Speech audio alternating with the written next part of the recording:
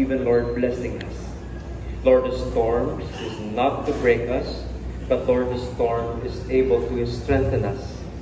That is why, oh God, as we are all standing here, representing our families and our homes, Lord, touch each one of us.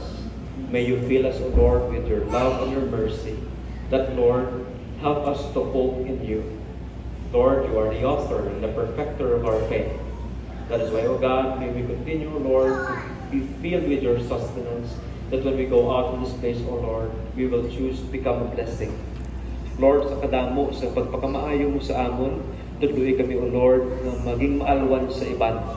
Kaya Lord, ang hambal sa iyong pulong, for those who refreshes others shall also be refreshed. That is why, O God, as our people is standing here, Lord, imunit na nila nga Panginoon sa sininga kabudlayan, at tagais sila, O Lord, sa kaalam nga mabalaan nila, O Lord, ang imong pag-will nila, pagpangabuhi. Kag Lord, i-disperse kami sa sininga lugar, na puno, O Lord, sa imong palangga, na mahatag namon, O Lord, sa iban. And Lord, help us, O Lord, to conserve and take care of our resources, knowing, O Lord, that in these times, you could use us, O Lord, to even become a blessing. Despite, O Lord, yung kami man, gabatsyag sa kakapoy, sa pagtilaw, O Lord, sa siningaluta. Lord, sa among pagtakop, punta kami, O Lord, sa imong paglaong, at sa imong, O Lord, ipagpalangga.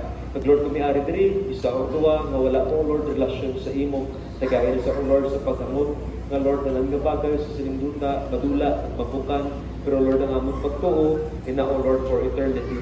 Lord, may you touch the person's life today, even as we pray.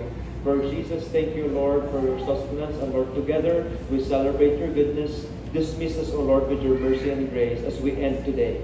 We honor you. Be glorified. In this we pray, O Lord, in Jesus' name. Amen. And all the people would say, Amen, amen, amen. Give the Lord a clap. Amen. May we all be seated in the presence of God. Mayong aga. Mayong aga sa tanan.